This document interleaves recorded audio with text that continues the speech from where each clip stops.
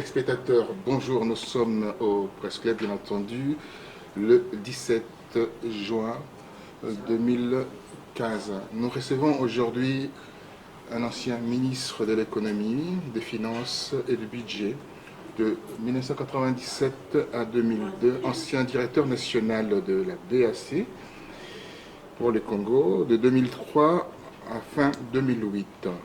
Il est également président de l'Alliance pour la République et la démocratie ARD, plateforme de l'opposition congolaise regroupant une dizaine de partis politiques. Il est également président de l'Union patriotique pour le renouveau national.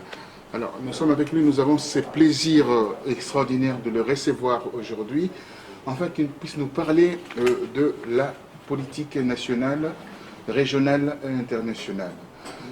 Monsieur le Président, comment allez-vous? Ça va bien, je vais bien. Vous êtes en France, vous êtes en train de trouver quelques contacts, enfin, d'empêcher le président Sassou Nguesso d'aller vers le troisième mandat. C'est ça dont il s'agit. C'est notre préoccupation centrale aujourd'hui. C'est de normaliser la vie politique en permettant, faire en sorte que l'alternance est réalisée dans les délais constitutionnels. Dans les délais constitutionnels. Or, quand on regarde ce que le président Sassou veut faire, les velléités en fait de son pouvoir, de remplir, d'aller vers un troisième mandat. Quelle lumière portez-vous par rapport à cette manœuvre de ces partis au pouvoir? Mais le moment viendra. Constitutionnellement, le 12 août 2016, il doit passer la loi constitutionnellement. Maintenant, d'ici le 12 août, il nous reste peu de mois. Voilà la raison pour laquelle, pour nous, il est urgent que cette question trouve une solution. Alors, quelle solution proposons-nous? Très simple. Il suffit que les forces vives de la nation congolaise se retrouvent. Dégage un consensus sur un seul point essentiel, c'est la gouvernance électorale. C'est de bonnes élections, transparentes, libres et équitables, qui feront en sorte que l'alternance se passe dans les meilleures conditions. Mais le président Sassou, lui, ce n'est pas son problème. Lui, il tient à avoir un troisième mandat. Le 12 jours, il aura passé 32 ans à la tête de l'État congolais. Je n'ai en parlé, mais allez-y. Voilà. Un troisième mandat le mènerait à 39 ans. 39 ans plus toutes les années qu'il a passées dans la vie publique, c'est énorme. Ça veut dire que le Congo n'a, pour le cadre politique, qu'un seul individu qui, à lui seul, est en train de régenter tout le pays. Alors que notre pays coule tout droit vers une catastrophe. Aujourd'hui, prenez un exemple très simple d'école. Vous voyez, ça fait 2 semaines qu'à Brazzaville, on ne peut pas circuler en voiture, il n'y a pas de carburant. Pour un pays producteur de pétrole, c'est très indicatif. Il n'y a pas de carburant, ni pour les groupes électrogènes, puis il n'y a pas d'électricité. Chacun marche avec un groupe électrogène à la maison, il n'y a pas de carburant. Il y a un barrage qui est en train d'être mis en place, afin que vous puissiez avoir plus de 20 mégawatts, il me semblerait. Oui, c'est d'Aliwesso. Ça ne corrigera pas tous les problèmes. C'est très loin, à l'extrême nord du Congo. Il va falloir produire 20 mégawatts. Et encore, tout dépend du constructeur, parce que nous en avons l'expérience. Et ensuite, connecter avec le reste du réseau, ça demandera du temps. Ce n'est pas avant 3 ans, etc. Donc, ça n'apportera pratiquement rien du tout. Alors, il regrette aujourd'hui de ne pas avoir commencé en fait ces grands chantiers quand il est venu au pouvoir en 1997. Et il veut aujourd'hui qu'on laisse un peu de temps pour qu'il puisse terminer ces chantiers. Oui, mais ça, c'est la démagogie. De toutes les façons, qu'est-ce qui l'a empêché de réaliser ces grands chantiers? Il n'y a pas de grands chantiers aujourd'hui. On ne peut pas appeler grand chantier de bricole. Ce n'est pas parce qu'il réalise la Liwesso, 20 MW, le Congo n'a pas besoin de 20 MW, de beaucoup plus que ça. Pour chaque la route de Dodizy, Ponto, ça c'est pareil, c'est un vieux projet. C'est un vieux projet. Maintenant, il est en train de réaliser cette route-là dans des conditions absolument catastrophiques. Je vous rappelle que le premier morceau qui a été réalisé de Pointe-Noire à Dodizy, ensemble, est complètement abîmé. Il faut reconstruire. Alors, combien on va reconstruire? Combien de fois on va reconstruire cette route? Donc, et même s'il a commencé un chantier, l'État, c'est une continuité. L'État, ce n'est pas un individu. L'État, c'est une continuité. Les institutions fortes. Les institutions fortes. Comme Barack Obama le propose, il faut d'avoir des institutions fortes. Ils sont fortes pourquoi? Elles doivent reposer sur la démocratie, sur l'alternance sur la succession des compétences à la tête de l'État. Mais ce n'est pas sur la permanence des féodalités. Non. Non.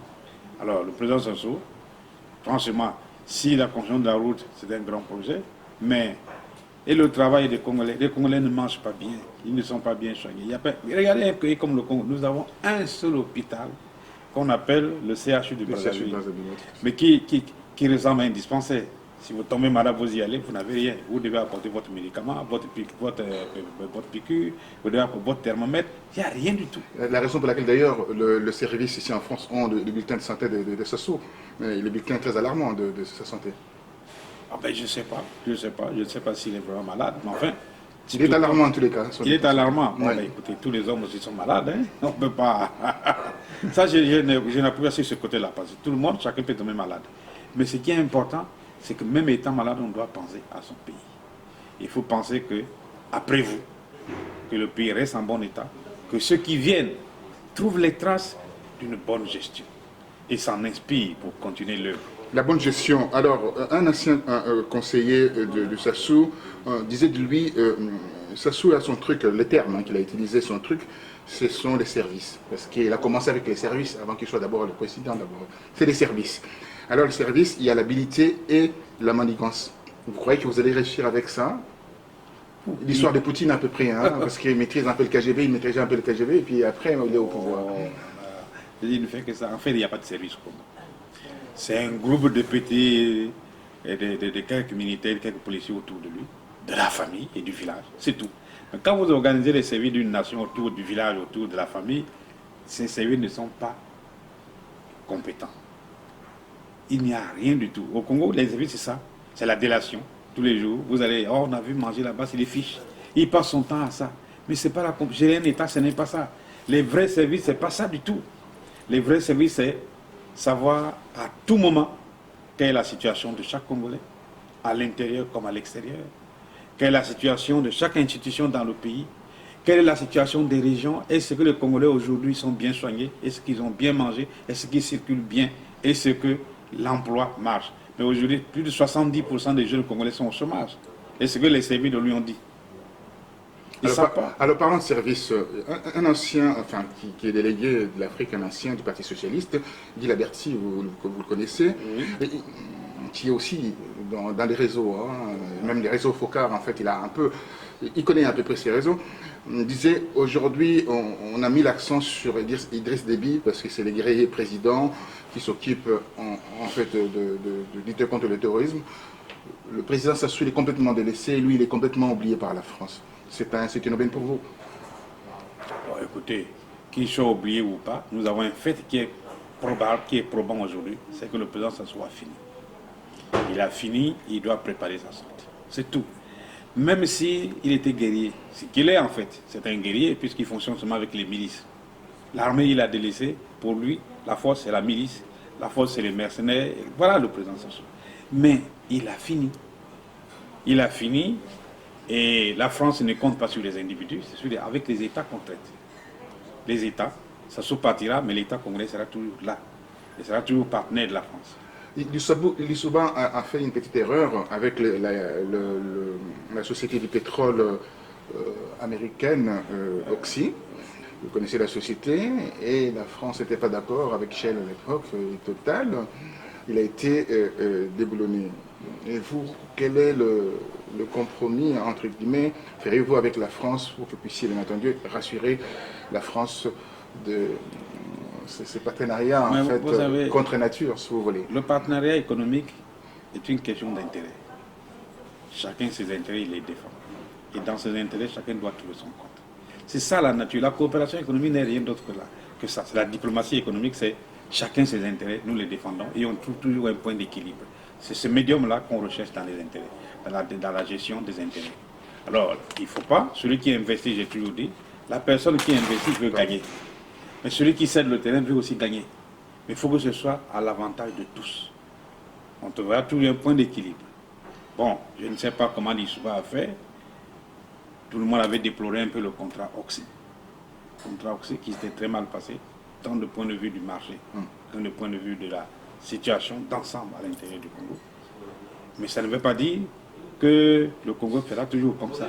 Ce que nous voulons, c'est des bons contrats qui profitent à la fois au Congo et à celui qui vient investir. Nous voulons que le Congo se développe à partir de matières premières qui sont sur place. Alors restons dans l'économie. Vous avez sorti un livre en 2009, un livre qui donne de grandes lignes sur le Congo d'aujourd'hui et de demain. Alors, dans ce livre, bien entendu, vous évoquez plusieurs points: l'économie, la rénovation, l'évolution et les changements. Alors, quand vous aurez les manettes de pouvoir, quelle est l'action mènerez-vous en premier lieu pour que le Congolais soit derrière vous? Mais d'abord, il faut que le Congo sorte. Et parlant aussi de votre livre, vous allez aussi parler de votre livre. Voilà, il faut que le Congo sorte de la situation actuelle, qui est l'économie primaire. Il faut progressivement faire une mutation économique. Le Congo produit, le Congo doit transformer, et le Congo doit consommer une partie de ce qu'il produit. Le Congolais ne produit pratiquement rien. Bon, nous produisons le pétrole. Regardez, lorsque le Congo accède à l'indépendance en 1960, la production cacaoyère du Congo et celle de la Côte d'Ivoire était pratiquement au même niveau. Aujourd'hui, le Congo est pratiquement à zéro, et la Côte d'Ivoire est le premier producteur du monde. Et je vois ce qui se passe. Voilà, ils sont en train de passer à la phase de transformation locale. Mais si nous avions continué cette politique agricole, je pense qu'aujourd'hui on serait parmi les plus gros producteurs africains de cacao. Nous avons abandonné ça. Le Congo était un pays qui était un grand producteur d'huile de palme. Toute une société coloniale a été créée pour ça, qu'on appelait la SFHPC. C'était pour cette matière première. Et aujourd'hui, il n'y a pratiquement plus rien. Toutes les palmeraie ont été abandonnées. Nous, pour consommer de l'huile, on fait venir l'huile de l'extérieur, alors que nous aurons pu produire l'huile sur place. Le Congo a des terres, des étendues de terres. Nous ne sommes que 4 millions d'habitants. Pourquoi voulez-vous qu'un Congolais souffre alors que nous produisons plus de 100 millions de barils de pétrole par an? Le Congo est un pays forestier. Le plus grand massif forestier se trouve en Afrique centrale. Le bassin du Congo. Le bassin du Congo. Alors pourquoi nous avons produit aujourd'hui?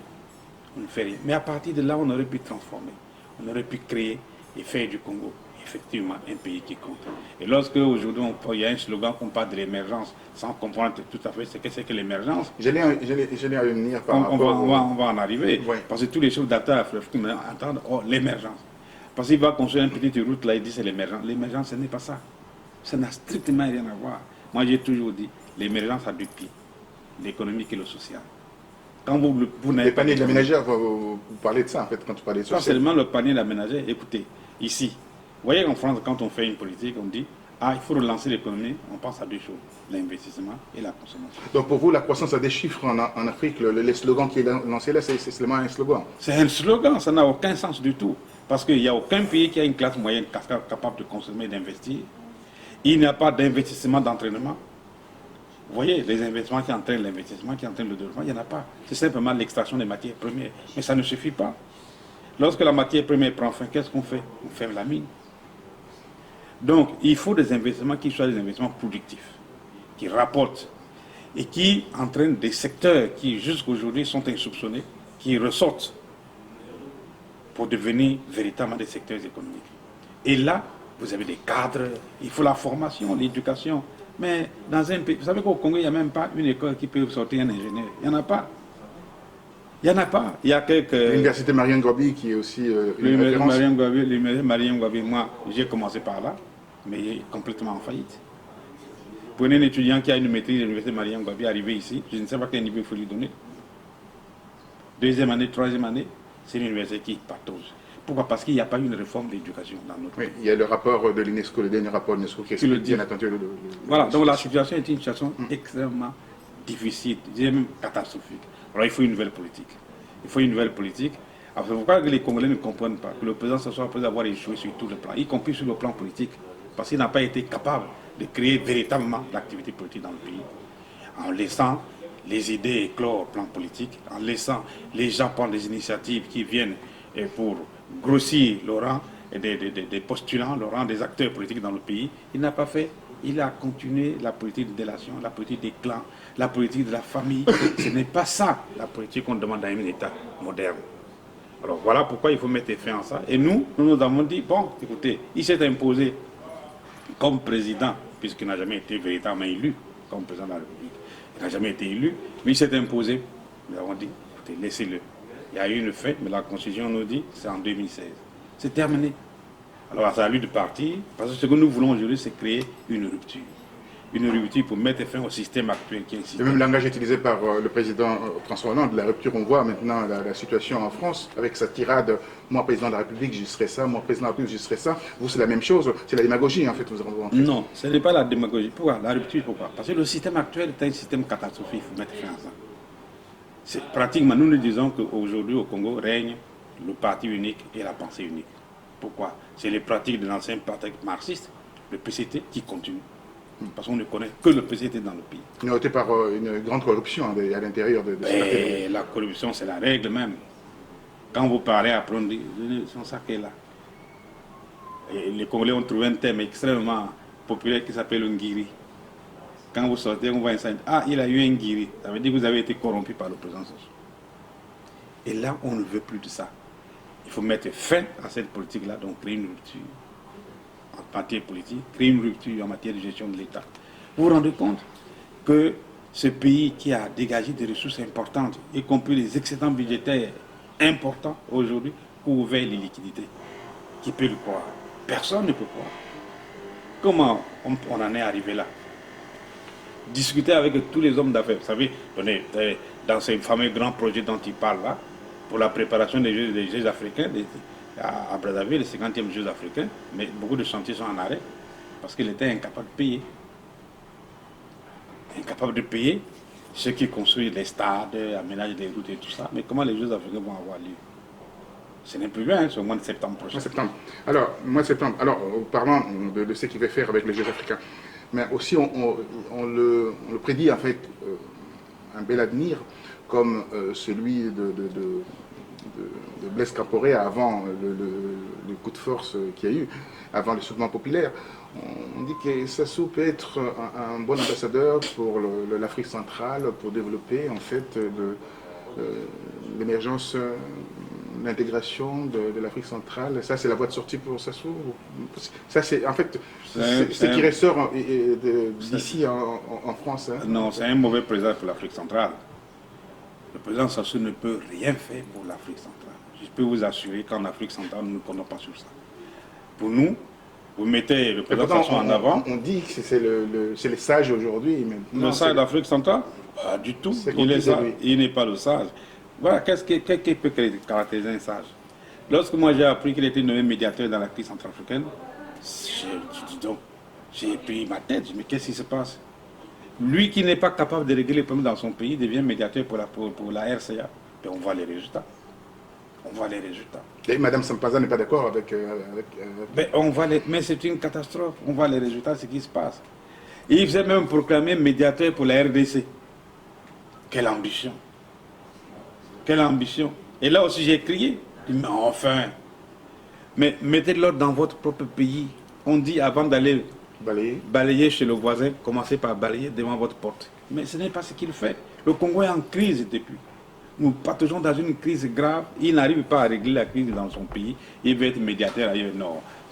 On appelle ça le matu-vu. Il fait ça pour que les Occidentaux disent après, finalement, il est bien, on va le maintenir au pouvoir. Mais ça ne c'est pas ça. C'est les Congolais qui décideront. Alors, vous avez été plébiscité par la plateforme que j'expliquais. Il y a 10 partis politiques, à peu près 10 partis politiques, en tant que futur candidat aux élections présidentielles. C'est ça, oui. Avez-vous des moyens de cette politique, de ces ambitions? Nous construisons ça ensemble. Comment? Nous construisons ensemble les moyens qui nous permettent, nous, de gagner demain. Parce qu'en face, il y a le moyen. Nous construirons ensemble les moyens pour gagner demain. Comment vous allez faire? Je souhaiterais savoir, parce qu'il faut beaucoup d'argent. Il faut beaucoup d'argent. Pas exagérément. Comme ceux qui gaspillent l'argent. Pour une élection, ils mettent 100 milliards de francs CFA. Dans un petit pays comme le Congo, je peux vous assurer qu'avec 2 milliards et demi, 3 milliards et demi de francs CFA, vous avez terminé votre campagne. Sans exagération. Vous n'allez pas corrompre. Nous allons interdire cela. Voilà pourquoi nous nous battons. On va interdire le gaspillage, ceux qui utilisent les moyens de l'État, les finances de l'État pour aller faire les campagnes. Alors si nous le constatons, nous allons mettre en place les règles. Si on le constate, vous êtes complètement disqualifié. Il faut aller à la campagne avec les moyens qu'on a. Il faut prendre le contact avec le peuple. Le peuple veut, ce n'est pas ça. Le peuple veut quelqu'un qui vienne avec un discours réaliste, qui lui dise, voilà, la situation de notre pays. Voilà moi ma politique, qu'est-ce que je vais faire si j'arrive là? C'est ça que le peuple veut entendre. Mais les gens qui ont trompé le peuple pendant des années, qui ne font rien, qu'est-ce que vous voulez qu'ils fassent? Vous savez, le président Sassou, il déclare beaucoup de choses. Telle année, année de l'éducation, telle année de la santé, telle année de ceci. Mais les années passent, on ne voit rien pour ces années-là, sinon l'accroissement de la misère. Et voilà qui tue le Congo aujourd'hui. Le Congo est devenu un pays de la faim, un pays de la maladie, et un pays de l'analphabétisme. Vous vous rendez compte, en 1960, quand nous accédons à l'indépendance, hormis le Cameroun, le pays en Afrique centrale, l'AEF, c'était comment on appelait ça, le latin de l'Afrique centrale. Tout le monde venait étudier à Brazzaville. Aujourd'hui encore, ceux qui font la politique en Afrique centrale, beaucoup sont sortis de la FESAC à Brazzaville, des lycées à Brazzaville. Mais aujourd'hui, c'est fini.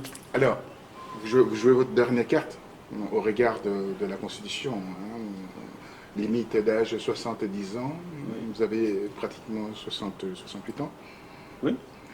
Et là, si vous loupez une coche ici, donc non, c'est voilà, pratiquement fini. Voilà la Constitution. Le maximum, il faut avoir 70 ans à la date de dépôt de votre candidature. Vous voyez, même s'il y a un glissement en 2016, en 2017, j'ai toujours la possibilité d'être candidat. Ça, c'est la Constitution qui le dit. Parce qu'on voit le glissement. Hein. Il n'y aura pas de glissement. Il est en train de demander qu'on y aille vers le référendum d'ici fin de l'année. Mais je vous ai dit. Fin de cette année, donc il y a ces référendums. Voilà son plan. Il prévoit le référendum après les Jeux africains. C'est que je serais chanté de voir, hein, voilà. Pour parler de glissement. Voilà, après les Jeux africains, référendum. Et après, à partir de janvier 2016, envisager de faire une transition, et ainsi de suite. Non, nous n'autoriserons pas ça. Voilà, c'est que. Voilà. Nous n'autoriserons pas ça. Nous allons demander au président. Peut-être sortir dans la rue comme on a vu ça au Burundi, au Burkina Faso. Si l'entêtement dépasse les limites, le peuple va se mettre debout. Et ce sera irrémédiable. Vous croyez que les Congolais sont prêts aujourd'hui à sortir dans la rue? Parce qu'on a connu le drame en 1997 avec plus de 40 000 morts. Et vous croyez qu'ils vont pouvoir repartir avec? Parce qu'on l'appelle le grand cobra. Vous vous rappelez ce terme qu'on utilise, le grand cobra? Il est toujours là, les grands cobras. Est-ce qu'il peut y avoir un grand cobra contre un peuple? Ça n'existe nulle part. S'il essaye, ce sera une grosse perte pour lui-même. Je ne pense même pas qu'il résistera 2 journées. Je ne pense pas. Si les Congolais se mettent debout, le président Sassou tel que nous le connaissons, mais quels sont les gens qui vont se mettre derrière lui? C'est les mêmes Congolais qui veulent qu'il parte, qui vont se mettre derrière lui pour combattre? Non, c'est unanime. Tous les Congolais veulent qu'il parte à la date. Vous avez sondé le Congolais? Absolument. Plus de 98% des Congolais veulent qu'il parte, y compris ceux qui sont avec lui. Y compris. Au point où le président Sassou connaissait son dernier recours, bon, il va voir les choses traditionnelles. Oui, je connais cette affaire. Voilà, les choses traditionnelles. Ils ont refusé d'ailleurs. Et les qui ont refusé, mais ils continuent en leur proposant. Il va leur mettre des salaires, leur donner de l'argent. Ils pensent qu'en les corrompant, ils vont partir. Mais ils exposent eux-mêmes ces choses traditionnelles. Et s'ils font ça, alors ils seront eux-mêmes détrônés de leur alors on voit aussi Jean-Dominique Okemba qui est aussi en lice, on voit le fils Denis Christelle Sassou et on voit aussi Lucien et Bata.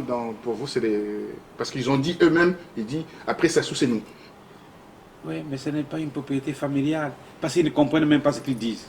Quand quelqu'un dit après Sassou c'est nous, mais ce n'est pas le fils, ce n'est pas la propriété familiale. Le Congo ce n'est pas une propriété familiale pour dire c'est notre propriété, personne n'a le droit de venir à ça. Et puis il faut qu'il y ait des gens capables. C'est pas ça. Il faut des gens de qualité aujourd'hui pour pouvoir diriger. Il y a quand même des gens de qualité. Là-dedans? Oui. Je ne vois pas. Pour Kemba Comment ça? S'il vous plaît, parlons d'autre chose. Hein? Parlons de ça, c'est-à-dire qu'il ne mérite pas ou bien il est trempé dans non seulement la politique menée par le président Sassou, voilà, c'est avec tous ces gens-là. Mais ensuite, quand même, dans un pays où il existe des cadres, il ne faut quand même pas parler des gens qui s'improvisent comme ça pour venir diriger un pays. L'improvisation, c'est terminé. Ce n'est pas ça. C'est l'affaire où les chefs d'État, les militaires venaient faire des coups d'État, même quand il avait un certificat d'études, il vient faire un coup d'État. Et quand il fait le discours, il faut écrire en grand caractère, sinon on n'arrivera pas à lire. Mais non, cette époque est révolue. Cette époque est révolue. Jean Dominique Okemba dirigeait un pays comme le Congo. Nous n'y pensons même pas. Et le Sassou Denis, le petit Sassou, Christelle. C'est pas loin de là. Ce n'est pas loin de là. Ce n'est pas parce que le père a mis le nom de l'enfant comme ça. Il lui faut acquérir encore l'expérience. Qu'il apprenne. C'est pas maintenant. Je crois qu'il a encore l'âge d'apprendre. L'âge d'apprendre. Alors, on apprend aujourd'hui, vous savez, il y a des choses qui se passent au pays. Il y a des enveloppes, beaucoup d'enveloppes maintenant, même à l'extérieur. Sassou a envoyé, il y a aujourd'hui 3 de ces lieutenants qui sillonnent l'Europe pour distribuer des enveloppes. Et vous, comment vous allez parer à cela? Mais c'est une perte inutile. Ça ne sert à rien. Et ce n'est pas la première fois. Je ne veux pas citer les noms, j'ai les noms, mais je ne veux pas les citer. Il déverse les moyens ici et là, mais ça ne lui servira à rien du tout. Qu'est-ce que les Européens vont venir faire? Parce qu'ils ont eu l'argent, ils vont venir faire pour Congo. Rien du tout.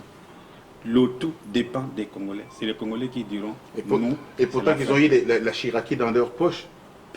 Ils ont eu la Chiraki, ils sont en train de travailler pour que le Parti Socialiste glisse dans la Chiraki. Dans leur camp. Dans leur camp. Ouais. Ouf. Non, je ne crois pas. Je ne crois pas. Je crois qu'aujourd'hui, il y a une doctrine mondiale qui se développe. C'est d'abord de mettre en avant des peuples. C'est les intérêts de chaque peuple qu'il faut mettre en avant. Et chaque peuple devient un facteur déterminant. Quand il se met debout, vous ne pouvez que suivre ce peuple-là. En tout cas, dans mes contacts, je pense que ici, au niveau de la France, c'est d'abord l'intérêt du Congo qu'il faut défendre. Au niveau de la France. Alors, l'intérêt du Congo, il faut défendre. Ils ont choisi quelqu'un, donc il y a votre nom qui circule. C'est ce que j'ai appris, il y a votre nom qui circule. Alors comment? Donc vous avez aussi vous avez exercé le lobbying assez important autour de l'Élysée, du Quai d'Orsay. Oh, c'est là où votre nom circule d'ailleurs. Écoutez. Moi, je suis un homme politique. On prend les contacts politiques pour expliquer la situation au Congo, pour que nos partenaires comprennent ce qui se passe réellement. Parce que le président Sassou, avec son équipe, ne peut pas dire la vérité sur ce qui se passe au Congo. Alors, il nous appartient d'éclairer également nos partenaires sur la réalité de notre pays. Alors, voilà mon travail. C'est ça, c'est un travail de communication. Vous faites d'ailleurs. Hein? Alors, il faut être convaincant et être compris. C'est ce qui est très important. Le jour où tous nos amis ont compris que le président Sassou devient un frein, un problème pour le Congo. Comme il est d'ailleurs un problème pour l'Afrique centrale et pour toute l'Afrique. Ce qui n'est pas faux. Et je crois qu'on commence à comprendre que Sassou est effectivement un problème pour l'Afrique. Vous avez vu ce qui s'est passé en Afrique du Sud? Oui. Les chefs d'État ont dit, pour mieux respecter la charte de l'Union africaine, il faut respecter les lois de votre propre pays. Violer ces lois nationales, c'est violer la charte de l'Union africaine. Donc ceux qui manipulent les constitutions pour se maintenir au pouvoir, non, il faut arrêter. Alors, les constitutions, 5 pays, Burundi, le Rwanda, la RDC, le Togo, et également, bien entendu, le Congo-Brazzaville. Absolument. Dites-moi, le président Yaya Boni, il a dit non, moi, de sa déclaration, j'ai fait son interview, où il m'a dit, là, j'ai reçu la main sur le cœur en disant que je n'y vais pas. Absolument. Alors, comment on voit? Le Rwanda a recueilli, enfin, Paul Kagame a recueilli 3 millions de signatures en disant que voilà. 3 millions de signatures. Il faut vérifier si véritablement c'est des signatures libres. Vous voyez, il y a aussi les signatures. Si on fait comme Sassou, vous avez vu au Congo, vous avez vu les bonnes dames venir à la télévision lire. Nous demandons au président Sassou de changer la constitution. Mais c'est les gens, on appelle, disent, va lire ça. Va lire ça. Et moyennant un peu d'argent. Et dans la crise actuelle, qui est fou. Il prend son argent, met dans la poche, il vient faire une déclaration qui n'aura pas de suite. Alors il faut craindre qu'au Rwanda ce soit ça. Si c'est ça, ce sera très grave pour le président Kagame. Et pourtant, il a dit, si le peuple décide ne me pousse pas à rester au pouvoir, moi je partirai. Mais il vaut mieux s'en tenir à ça que de susciter ce genre de mouvement qui décrédibilise leurs auteurs. C'est très grave. Ce que le président Sassou a fait, il n'a plus de crédit au Congo à cause de ça. Parce qu'il va dans les villages dire aux gens, mais comment voulez-vous, quelqu'un qui n'a pas été à l'école, qui n'a jamais lu une constitution, et il vous dit de changer la constitution, qu'est-ce qu'il en sait? Restez dans le social. Il y a eu l'explosion de Dompila, là, Le 4 mars. 4 mars. Les gens sont négligés, laissés à l'abandon. Il y a eu des blessés graves, des morts, on ne sait pas. Les familles ne sont pas indemnisées. Comment voyez-vous, quand vous serez au pouvoir, pour s'occuper de cette affaire? Vous allez commencer par quoi pour régler cette affaire? Bon, d'abord, la première chose, quand il y a eu l'explosion, moi, je me suis permis, l'explosion a eu lieu dimanche, mardi. J'ai fait une déclaration demandant la mise en place d'une commission nationale indépendante d'enquête, comprenant toutes les sensibilités pour savoir qu'est-ce qui s'est passé. Cette commission n'a jamais eu lieu. Le président Sassou a mis en place sa propre commission, justement sa police là, qui ne dit rien de bon, qui jusqu'aujourd'hui n'a jamais dit d'où venait l'explosion. Donc il faut d'abord mettre en place une commission pour savoir qui était à l'origine de ça. Bon, les Congolais murmurent un peu. J'ai aussi quelques éléments, je ne peux pas l'avancer, Voilà. les avancer ici. Les Congolais murmurent un peu, on sait. Mais il faut mener une enquête pour savoir qui est à l'origine de ça. Appliquer les sanctions prévues par la loi. Et ensuite, bon, il faut indemniser. C'est la commune faute. C'est les armes de l'État. Pourquoi on a exposé tant d'armes dangereuses? Et on dit même que certaines seraient venues de Libye, qui étaient stockées. Et on va mettre le feu sans savoir qu'il y avait des armes dangereuses là-dedans. Alors, il faut déterminer les responsabilités. Nous regardons, moi je suis parmi les victimes du 4 mars, parce que j'ai une maison, ma défunte épouse avait laissé deux villas comme ça. Il ne reste que le sol. Bon, je m'en occupe pas, parce que dès qu'on voit le nom de disons, non, je m'en occupe pas. Mais l'histoire dira où est-ce que nous en sommes. Il faut indemniser les gens, on n'a pas le droit d'abandonner les gens comme ça. On les abandonne. Les Congolais ne sont pas habitués. Chacun avait une parcelle de terrain. Ce qu'il fallait, ce n'est pas de venir dire aux Chinois, construire des immeubles. Comment ça va se répartir ces immeubles-là? Les Congolais vont y loger comment? Ils ne sont pas habitués à ça. C'est leur propriété. On ne peut pas, on piétine notre propriété dans notre pays à partir de 4 mars. Non seulement ils ne sont pas indemnisés, mais ensuite leur propriété est foulée aux pieds. Alors, et les malades ne sont pas soignés. Ouais. Les malades, et ils mangent mal aujourd'hui. Ils mangent mal. Si vous allez dans nos camps de concentration, ils sont... Mais beaucoup sont morts des suites du 4 mars. Pas parce qu'ils ont eu des balles ou quoi, non, parce que la situation est telle qu'ils n'arrivent pas à tenir. Et c'est très grave. Donc, c'est pas seulement le 4 mars, il y a eu beaucoup de catastrophes comme ça. Vous savez que dans le transport d'armes, quand il achète cette arme qui arrive de Pointe-Noire, un jour, il a transféré des armes dans un cargo, à Makazou, l'avion était tellement lourd à raser tout le quartier, et jusqu'à présent, on n'a jamais dit qu'il y a eu des morts. Qu'il y a eu des morts là-dedans, il y a eu beaucoup de morts, on n'a jamais dit. Bon, la semaine dernière, 2 camions chinois sans frein sont entrés dans un bar, plus de 40 morts, et la télévision officielle annonce 3 morts. Qu'est-ce que ça signifie ça? Alors, qu'est-ce que ça signifie quand vous voulez sortir du pays, on vous empêche de sortir? Mais parce qu'ils ne veulent pas qu'ils viennent la vérité ici. Ils ont peur de ça. Vous avez un passeport diplomatique maintenant? Ah non, le passeport diplomatique était ravi. Il n'est plus. Et comment faites-vous? J'ai pris un passeport ordinaire et j'ai demandé un visa comme tout le monde. Voilà. Et même ça a été difficile. Enfin, je suis comme ça. Et ces manœuvres-là, c'est pour vous en... C'est pour m'empêcher de sortir. Il ne faut pas sortir. Parce que s'il sort, c'est dangereux. Il va aller raconter la situation du Congo. Quand quelqu'un commence à fuir la vérité, c'est qu'il a quelque chose à cacher. Il a quelque chose à cacher. Et au Congo, dans le cas de président Sassou, il a beaucoup à cacher. Beaucoup à cacher. Parce que les dossiers sont énormes. Mais pour l'instant, ce que nous lui demandons, c'est d'être sage, d'agir en bon citoyen.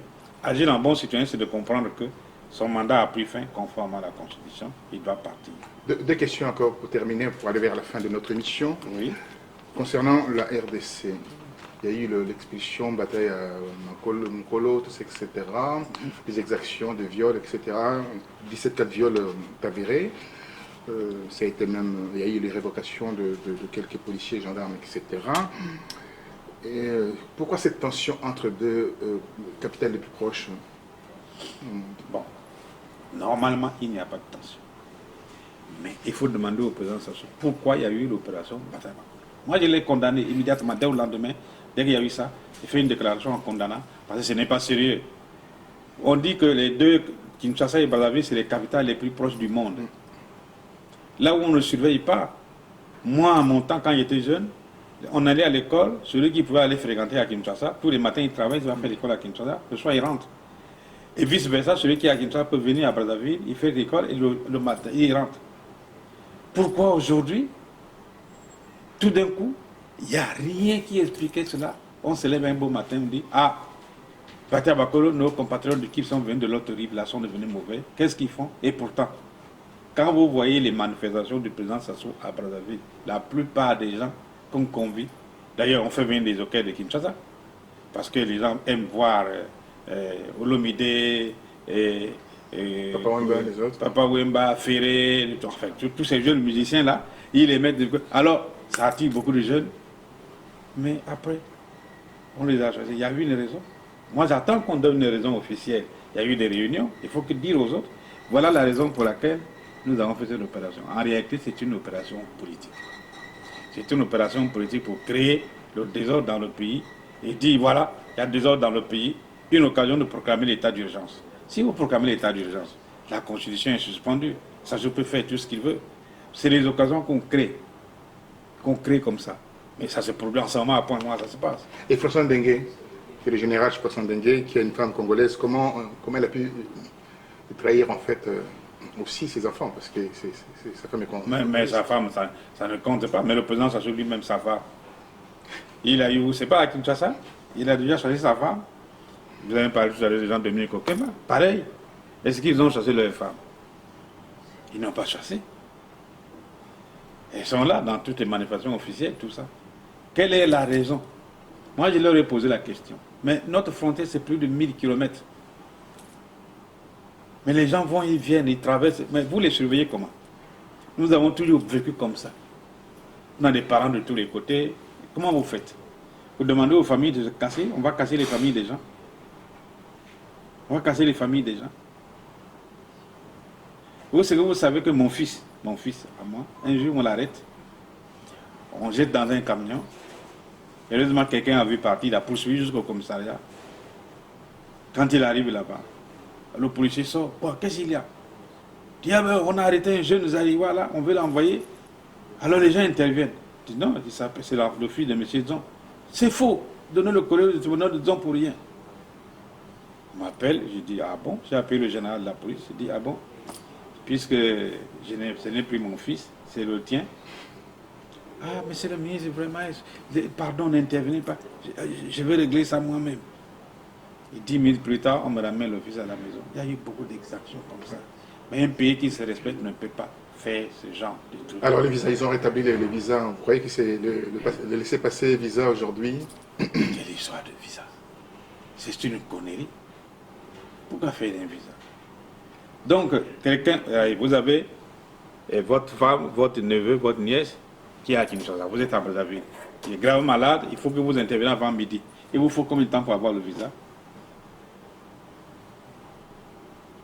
C'est une supercherie, ça ne sert à rien. Quelqu'un qui arrive à Maluku, il quitte Maluku à Brazzaville, il va à l'île Mbamou, il va à Maluku à Kinshasa. Vous croyez qu'il y a un policier pour contrôler son visa? Il n'y a personne. C'est une supercherie.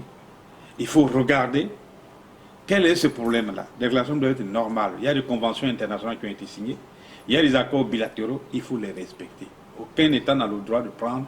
Mais je crois que le président Sassou crée ce genre de crise-là de temps en temps parce qu'il y perd beaucoup. Mais les anciens militaires moboutistes, là, ils sont à Brazzaville. DSP.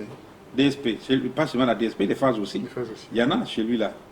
Il se gêne de dire la vérité sur ça. Donc l'histoire de Mounene aussi. Mais le général Mounene, il a son armée, non? Les forces sont... Donc souvent il est en prison, il prend le ressort de prison de temps en temps. Ça c'est quand à Kinshasa on lève la voix. Il dit oui, il est en prison. Mais après, il se retrouve avec ses forces. On sait où ça se trouve. Même Mojani là, nous attendons d'abord qu'on nous montre le corps de Mojani. On a dit qu'il a été tué. Il a été tué comment? Et les gens qui étaient avec lui sont où? Quand il y a eu les événements de l'Équateur, il a traversé avec hommes et munitions. Ils sont où? Je ne sais pas qu'ils se gênent de ça. Au lieu de dire, bon écoutez, c'est un problème sérieux en Afrique centrale qu'il faut régler. Nous ne pouvons pas entretenir des armées contre un autre pays. On gaspille tout le bon voisinage. Et surtout entre les deux Congos. Moi, j'ai toujours estimé que les trois pays qui se touchent au triangle, je ne sais pas si vous connaissez le triangle, après le Cabinda, Il y a un triangle où tous les trois pays se touchent. Mais moi, je les appelle les trois Congos. Il faut des conditions particulières qui ressortent de toutes les organisations que nous avons créées. Parce que la vie de ces pays-là est une vie commune qui date depuis des siècles. Même avant je ne sais pas comment. On ne peut pas venir bousculer comme ça pour les intérêts politiques et gaspiller les rapports entre les trois pays. Pour terminer, bon. Vous êtes un économiste. Le pont entre la RDC, j'ai eu le rapport de ces ponts entre mes mains, Dieu merci, 7 km de pont. 7 km 300 d'ailleurs de pont. Que pensez-vous de cela? Au Congo, en RDC, ils disent que voilà, ça va pénaliser Matadi et Boma, et les gens de Congo-Brazzaville sont contents parce que les choses qui vont venir de Pointe-Noire, ça va débarquer tout de suite à Kinshasa, et il y a quand même une fluctuation au niveau de l'économie, ça sera quelque chose d'extraordinaire par rapport au rapport que j'ai pu lire. Je crois que les rapports, les gens se trompent. Ce pont, ça date même depuis la colonisation que ce projet existe. Il faut construire un pont entre les deux. Moi, je suis pour. Ça ne pénalise pas Matadi, parce que vous connaissez l'histoire de Matadi. Matadi, c'est un port qui est toujours ensablé à cause du fleuve Congo. Vous savez, le fleuve Congo, Apollo Djoué, il va sous terre, ça entraîne tous les sables et ça ressort sur la mer. Et ça ensable en permanence le port de Matadi. Et pour un grand pays comme la RDC, le port de Matadi ne suffit pas. Les Boma et Mwanda sont en train de travailler en eau profonde. Oui, ça ne suffit pas. Ça ne suffit pas. Et puis, il ne faut pas viser simplement les ports. Les relations entre les deux pays, pourquoi toujours prendre un bateau, louer un bateau, il faut traverser. Alors que chacun peut prendre sa voiture à tout moment, traverser, aller à Kinshasa, faire ce qu'il a fait. S'il y a un bon restaurant à Kinshasa, je vais aller manger là-bas. Je prends ma voiture, je vais manger, je reviens. À Brazzaville, pareil. Donc, c'est une route, à mon avis, qui a un caractère social très important, mais qui peut avoir aussi un caractère très économique. Mais regardez, c'est même très grave. Kinshasa, c'est plus de 10 millions d'habitants.